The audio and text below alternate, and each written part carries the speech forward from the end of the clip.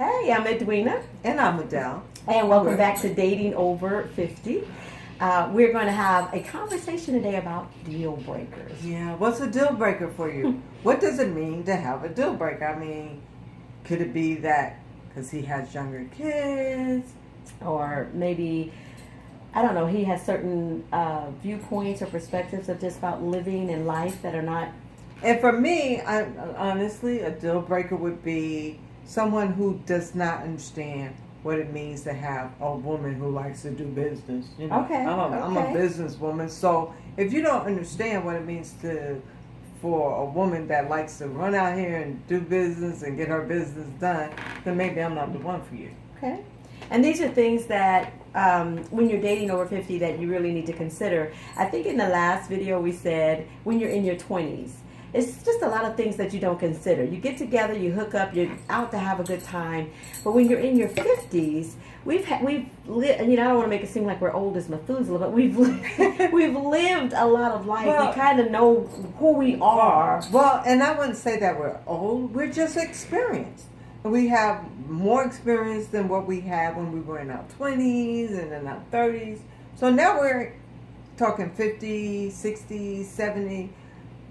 That's wisdom and a whole lot of other things that come into play that, most people probably didn't even give it a mindset. But there are things, I want to say baggage. I don't know why the word baggage is coming to mind to me. But some of us do have some baggage that when we get in our 50s, our 60s, and 70s, we didn't leave it back there.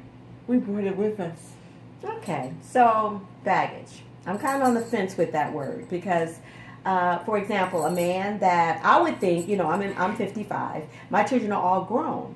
But I just met someone the other day that is maybe 51, 52, and he has a child that's, I think, 12 or 13. Okay. So I wouldn't necessarily call that baggage. Well, that's not baggage. But for me, that's responsibility. True. And that's why that would be a deal breaker for me.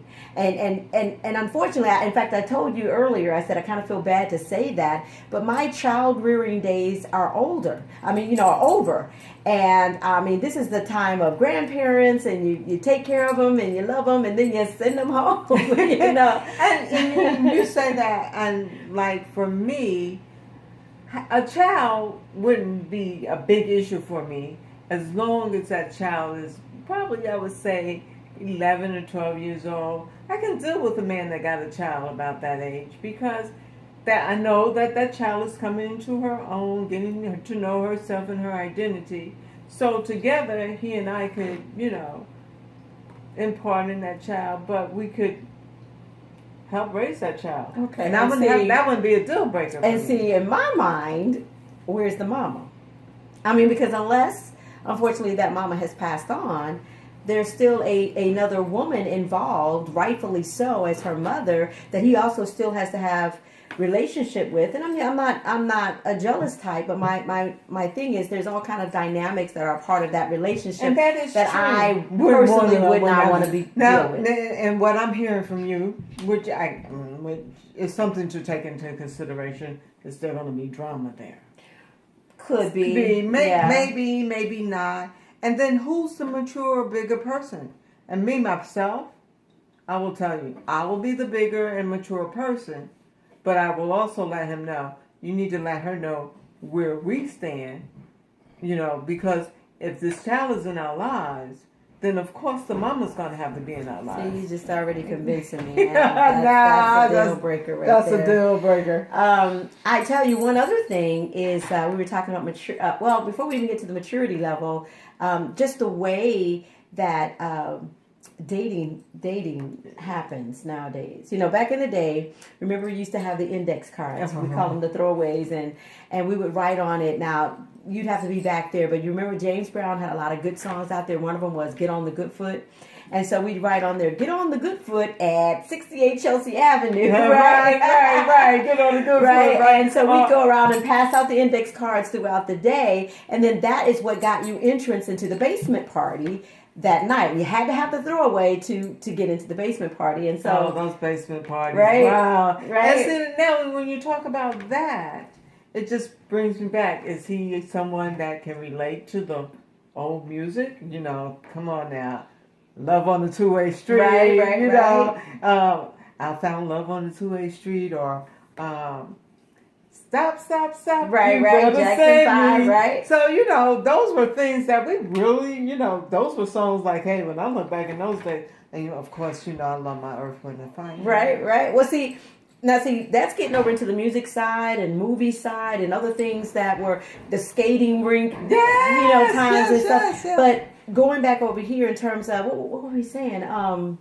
Deal breakers. I know, but how do we start that one I don't off? know. That We just how you date. Now we were saying back in the day we had the basement parties, and then a few years later down the road you had the discos. Right. Right. And so dating is so much different now. It wasn't anything for a guy in a pizza party or parlor, whatever. We just come from the movies. We're getting our slice of pizza, and he go, "Yo, can I get that number?" And we're all giggling like, you know what I'm saying? I wish a buddy rolled over 50. Come up to me, I can't get that number. I got a number for him. He may not like the number I'm gonna give him. You know what I mean? I'm not going to be, I like to still go roller skating, but I'm not going roller skating trying to hook up with somebody. I'm not going to the movies trying to hook up with somebody. Definitely we're past the basement parties, right? So the whole dating, facade, when you think about it, it's like, okay, dating? What is dating? In your 50s and 60s, 70s, what do you consider to be quote unquote dating? Well, just even to get to square one, I mean, to date somebody, you have to have somebody. True, you know what I'm saying? It's like, how do you even get that somebody? And I can see why the Match.com, eHarmony.com. Yeah. I can see why these sites are very popular because it just kind of gets you at least to first base, at least to square one, to have somebody to even go out on a date. Well, that's true because it's like, okay, and like what you're mentioning, the online dating, the internet dating, and be honest with you, my second husband was found online. That's right. That's true. And so it was like, did we really get to know each other? Well, I wanted a relationship, I wanted to be married. But then when I think of the dynamics of why I want to be married. So ladies, especially ladies, I will tell you, don't get married just to be getting married. My thing for getting married wasn't just to be getting married, but I didn't also want all these men saying they were interested in me because I was a speaker, I was a trainer, and I was out in public. Might as well say I was a public figure, but at the same time, I just wanted people to know, hey, I'm taking. Oh, okay. I'm taking. Okay. Don't gotcha. holler at the sister. Right. Because the sister taking. It's sort of like the on The Color Purple. It's married now. I remember when I got married. I felt that. I had the ring on my finger, and when someone called themselves trying to talk to me, I really, excuse me, what part of this gold band do you not see? So I understand that. Another thing that we discussed was maturity level, because you can be older and still be immature. Yeah. And that led us to talking about things like jealousy and trust issues that could be there, that immaturity just kind of fuels that. Right. That's so true because trust issues come at any age. Yeah. I experienced where my husband cheated on me, or maybe my boyfriend cheated on me, and don't get me wrong, man, I'm not just saying you're the only ones who are cheaters. Women cheat too. Mm-hmm. But, now we got these trust issues, especially with men. I would say you got the biggest trust issues for me. I found out when I was in my 50s, it seemed like the roles had changed. Okay. Where here, the man, we were insecure as women when we were younger, and now here I'm in my 50s and I'm meeting these insecure men, and I'm like, hey, but I just want you to know I got your boo. Well, I cannot. Well, let me put my Dr. Phil hat on for a minute. women, and I'm not going to say that women don't go through their little time as we're getting older. I know I have. One of my prayers is, Lord, help me to grow old gracefully.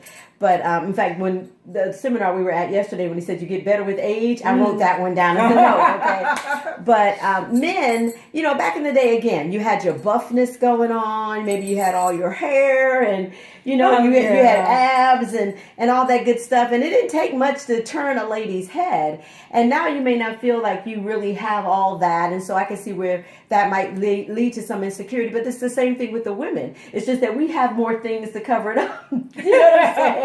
We got hair and all kinds of things that we can still feel desirable, and attractive.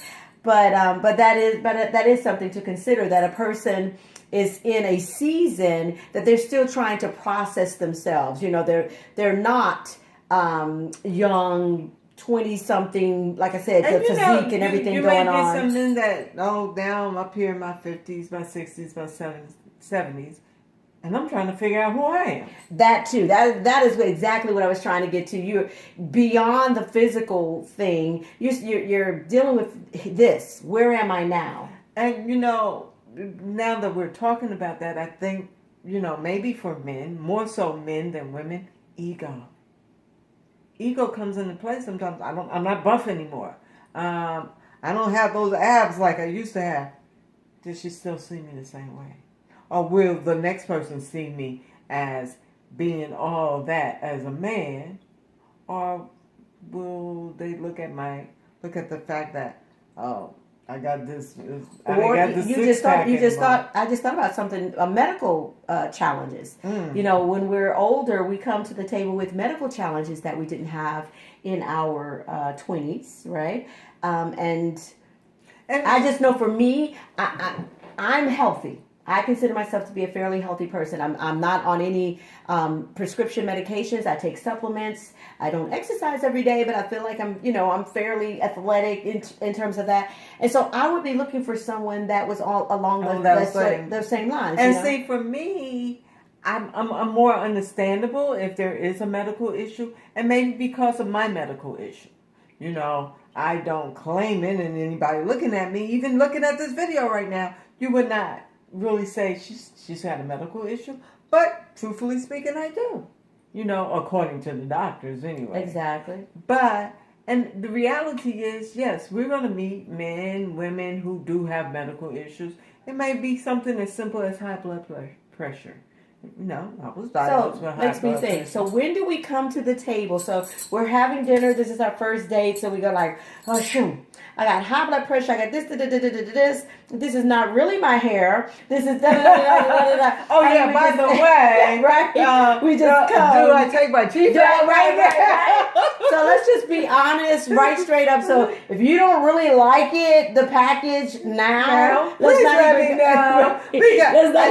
And I'm glad that you said that because, yes, we're getting to know each other, but, if the package don't look right for you, sisters, brothers, please say, look, you're not the one for me. Excuse me, because of the package? Well, sometimes you got some people I had someone tell me I have a stomach and, they didn't want somebody with a stomach and they knew somebody who was my age and didn't have a stomach and don't give them the excuse about having a baby. And I was like, oh, God. Well, I don't know what to say about that because I was going to say that at least when we are the age that we are, hopefully you are coming with a little bit more maturity, that you're looking beyond the outward appearance of things. I mean, I know it seems like we've been talking a lot about just the outward appearance, but I think what is very attractive at our age is the fact that we see a person, like you mentioned earlier, that you're an entrepreneur. So a man maybe looking at you would see this woman who seems to be about something and very involved and engaged in the extracurricular kinds of things that you do. And that in and of itself may be very attractive to him. He's not to say that he's not looking at how you look, because we've heard from men say, looks do count for something. Right. It's that, but beyond that, it's what else am I seeing in this woman? And, and it's funny that you say that because, for somebody to say, oh, I think you're fine. And trust me, now I've got to a place like, yeah, no, I'm fine. Can you romance my mind? And because if you cannot, what do I want to say, get with my intellect, then maybe we're not the ones to be talking to. We're not equally yoked. I'm gonna just leave it like that. Okay, so now she used a scriptural term, unequally yoked. So that takes us to spirituality, where the Bible does talk about being equally yoked. But at the same time, we recognize that doesn't mean that just because a man knows the Lord, goes to church, pray, knows his Bible, it doesn't mean that that's the man for you. Or vice versa. I know, and I think a lot of men and women sometimes jump on that only to find out later that while this man may very well have had a very intimate relationship with God, he was still not the man for them. Well, Bishop said it real well. Can I trust you with my heart? Because if I can't trust you with my heart, you might know the Lord, but you might break my heart still. That's true. So if I can't trust you with my heart, then why would I want to give it to you? Right. Well, that goes back to getting to know, really get to know a person, which takes us back to square one again. How do you even meet that person or find that person to get to know them? You know what I feel that a lot of men and women do, they're like, I'm in my 50s, I'm in my 60s, I'm lonely. Hey, wait a minute, somebody just reached out to me online? Oh, let me, communicate with this person who reached out to me online. One of the things that I want to say about that, be very careful. Yeah. Be very careful. During it, I will tell you, somebody inboxed me on my Facebook, and he's like, he wants to get to know me, and he's telling me his whole story, right? Then I say, how old are you? He's my son's age. Uh-huh. And I'm like, no, but you're my son's age. And what he comes back with, well, age is not but a number. But what he failed to realize, the minute he said, I love you, and you don't know me, come on. I'm not moved by the fact that you love me. You're in love with illusion. The picture on Facebook, right. Maybe, or the bio that you read, but you don't know me. Right. You haven't taken the time to get to know me. So to say I love you, I'm not moved by I love you. Yeah. Those are words to me. So what are your thoughts about the woman? Because the scripture says he as in male, he that findeth a wife findeth a good thing. So, some of us might be a little old-fashioned and says, well, I'm not looking for a man. The man is going to have to find me. But what are your thoughts about you asking someone out for coffee or something like that? In this day and age, I don't think there's anything wrong with it. I'm a little forward than most women might be because of, hey, I see you, I want to get to know you. Hey, when can we go out and have coffee? Or when are you available? But I may do it sort of like it's a business meeting and see where that goes. And don't get me wrong, because everybody asks out for a business meeting. I ain't trying to hit up on you. No, I'm not. But if I'm really interested in you, well, first of all, I'm a little forward. So I'm going to tell you what I think. If I like you, I'm going to tell you if I like you. If I don't like you and you're interested in me, I'm going to do it tactfully. I'm going to let you know I'm not interested. Mm-hmm. But the thing is, I don't see anything wrong with it. And what I'm finding is older people tend to be a little bit more boisterous about what they think. I remember when I got in my 40s, it was like, I've arrived now, so I can say whatever I want to say.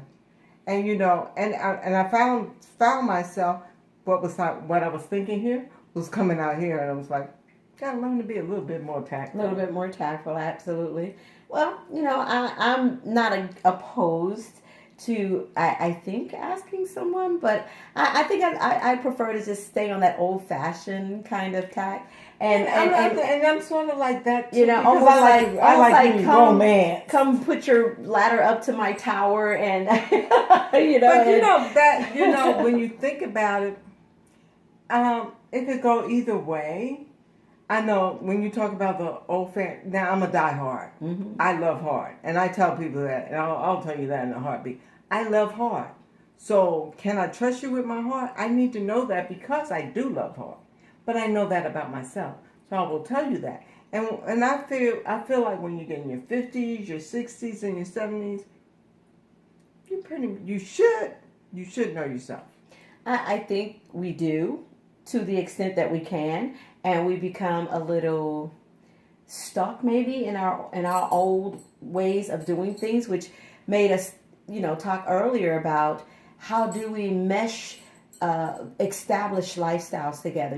Let's just say if we didn't actually meet someone until we were in our 60s, we've had a very long time of living just alone and the way we live our lives. Now we're going to mesh that with someone else. I mean, it's challenging when you're trying to mesh a life at 20, but you've gotten used to getting up, having your coffee at a certain time, or just whatever your routine is. They've gotten used to. How in the world do you overcome years of established behavior and mesh it together? And I think, I'm not saying this is the answer, but I think it's that if you're looking to have a spouse at that age, you have to come to the table with the understanding that some things are going to have to change. Well, some things that have to change. Now that goes back to what we were talking about in the very beginning, the compromising stage. But understanding that we are different, and that you may do things a certain way, and I may do things a certain way, but we're meshing things now. So I would say not more compromising, but understanding. Well, that's what I'm saying. If at this age, we have to go into a relationship with the understanding. It's like when you're in your 20s and you're getting married. You get married and it's like oops, I wasn't expecting this. I mean, you would think that we would have thought about that, but it's like, oops.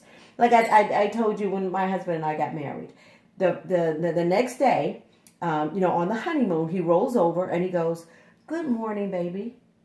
And I look at him like, why is he talking to me? Because I was so used, I'd been a single parent for a good while for my first marriage, had gotten divorced. And so I'd been alone for about 10 or 12 years before I remarried. And I was used to morning time being my time, just quiet, meditation, devotional time. And for him just to say something as simple as good morning, it's like, why is he talking to me? And I remember getting up, going to the bathroom, locking the door, looking in the mirror and going, Lord, why is he talking to me? Right? Oh my gosh, I'm going to have to get used to this, and we were married for 12 years before he passed away, but I'm serious. Every morning that he woke up and said good morning was still, for 12 years, that was still like something I had to get used to. Wow. But these are the things that we learn about each other. And I'm going to go back a little bit. Because whether you're in your 20s, your 30s, your 40s, 50s, and so forth, you're still learning people. Now, I'm going to talk about my grandparents a little bit, because my grandparents made it to their 50th anniversary, but they were still learning each other. And I'll be honest with you, just looking at my grandparents, if they could do it, and they stayed married that long period of time, I'm going to say to you who are saying, I want to date again, I want to get with somebody, learn that person. And then ask yourself, is this the person I really want to be in my life?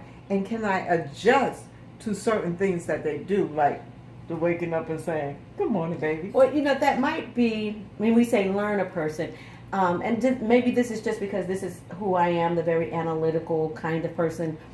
I'd almost say, let's sit down and just kind of write it out. Like talk about it. Some people might say, we didn't go through all of that. But I almost really would want to have this conversation with someone to say, so how are you first thing in the morning? Right. How are you first thing in the morning? And, just different things like that. Are you a person that would want me to fix your breakfast in the morning? Are you a person that still wants their shirts ironed? Or because I know at this point in my life, I've gone past all of that where I had to get 6 kids ready every single day. I don't even iron my clothes every day. It's like shake it out and put it on. And like I wake up like clockwork, 5 o'clock every morning, 4 o'clock in the morning, and sometimes now I'm finding myself waking up at 3. Now, if I wake up that time of morning and I'm with somebody, it would be unfair for me to turn on all the lights on the house like I do now because I'm by myself. It would be unfair to them. So these are things that we have to start taking into consideration. Side note, when I'm visiting you and I'm like asleep in my room over here, okay, just want you to remember that about the whole turning the light on. Now we're talking about dating over 50. Turning all the lights on and stuff. But these are just things to consider, because if we want to go into a successful relationship, I don't think we need to go in there with blinders on and kind of with crossed fingers and hoping that it's going to be okay. I mean, and some people luck up and they kind of fall into a relationship that from the very beginning it's just awesome, and hey, we've been together this long and never had a problem. But there's not as many of those couples out there as the ones who said we had to try it again, and then try it again, and then try it again, right? And for me, that is the one thing that would make me say I want to stay single, because I'm not trying to go through all of that again. Well, it's funny that you said that, because I don't like the game playing. And I don't care what age you are, because you can be in your 50s and your 60s, and you still got people who want to play games. And I just look at it like this. If you feel that you have to play games, stay single. Don't come into somebody's life making them think that you want a relationship with them, and then all of a sudden, because things don't go your way, that's the immaturity phase. Right, I was going to say that. Yeah, that's the immaturity phase. Things don't go your way. Now all of a sudden, that person's not the one for you. I look at it like this. That, to me, that's game playing. Okay. Don't play with somebody's heart. Yeah. That's the one thing I will say out of all of this, when we're talking about dating over 50, if you feel that you want to date. But be honest with the person. Don't, because I had a person say, anybody can tell you, I never tell a lie. I'm honest. I told the truth for the whole entire time. But then they started backpedaling when they started playing a little game. Okay. They started backpedaling instead of being honest and saying, hey, I'm interested in somebody else. I'm seeing somebody else. But what they really wanted to do was to see me and that somebody else. Okay. And that's game playing to me. And for me, I don't have that kind of time. I'm looking at it like this. I want to be in a relationship. I want to be in a serious relationship. But I know it's going to take time to get there. But if that's not where you want to go, let that person know up front. And so that they can make a decision. Well, okay, if that's not what you want, then I don't want it either. Then we're good. But if that's not what, if that's what you want and that's not what I want, then let's go our separate ways and just be friends. Adele, I think that piece there that you just said has to start with us. If reality check, some of us may have had relationships that broke our hearts. Relationships that didn't end quite the way we would have liked them to end. They didn't go the way we would have wanted them to go. And so I suggest that you sit down and you think about, what is it that I really want yourself? What is it that I really want? And make that list. What on one side, the things that will be considered deal breakers for you. Things that if this person doesn't come to the table with that, then I would not even pursue it any further. And then on the other side, things that are like, okay, we'll see. Things that if they do or don't have those because they have this on this side, we can just work those things, because there is no perfect man. We understand that. There is no perfect woman. But if you don't first understand yourself, and that includes working through the hurt of having past relationships, right, the hurt of someone being unfaithful to you, or just the whatever it is, the anger or whatever, work through that, because that's not fair to put that on someone else, that feeling like they're going to help work that out. You need to work that out and come to the table as a whole person, prepared to engage in a healthy relationship, right? And not still nursing craziness. You made me right? think about something that was said yesterday, and I love that. The fact we all said, well, I'm going to set a goal. We got these checklists and we're going to check things up. But have you really set your standards? Yeah. What's your standards? Now, if your standard is here, then that's where the person doesn't have to reach high for it. But if you got a standard up to here, you're going to have to reach up to my standard. And I'd rather you reach up to my standard than for me to settle. Right. Why would I settle when I know my standard is up here? But I'm going to settle for a relationship. And ladies and gentlemen, I want to say, don't settle just because you want to be in a relationship. What's your standard? and let that person reach your standard. You know, my pastor said something a couple of weeks ago, and you mentioned it about a man that finding for a wife, finding for good thing, and which my pastor said, and men, listen very carefully. You find a wife, you find a good thing, but remember who your father-in-law is. Ah, right. Who your father-in-law is. Right. Yes. You said God becomes the man's father-in-law because basically the Lord is presenting this woman to the man. He that finds the wife. And now God's becoming your father-in-law, and the deal is you've got to take care of that woman the way God took care of that woman. It's not giving back to God. You know, that was really, that was very good analogy. That was just so profound to me because of the fact that we as women are princesses, queens, and men, that's what you're getting. And not to belittle you, because if you're a good man, you're a king to me. Oh, okay. You're a king to me. You know, my late husband, Keith, used to do a lot of marriage counseling, and he used to tell the man, the Bible instructs a man to love his wife as he loves his own body. As he loves his own body. There is no instruction in the Bible, Old or New Testament, for the woman to love the man. The instruction for the woman is to respect her husband, right? So Keith used to say, man, if you really love your wife the way the Bible is talking about, like really love her, then she can't help but love you. I mean, like just beyond your wildest imagination. She can't help but treat you good if you're loving her. And that love has to come first.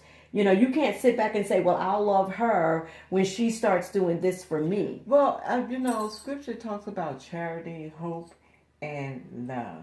And out of all the three things, what is the thing you should have the most? Right, it's love. Love. But on that side of the equation, unfortunately, men, this is straight up scripture. It says the man needs to love the wife first, because just the way God created us, we respond, we blossom to true nurturing, love. And we can't help but respect a man that's respecting us through love, right? And when a man respects us through the loving process, then we want to give more of that love back to him as well. But it's a two-way street.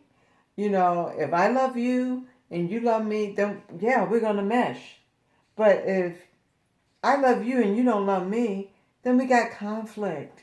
Well, I'm not going to say I disagree with that, but you could have two people that are both in love and have conflict. You love me, we both love each other and have conflict because we just got whichever side has it wrong.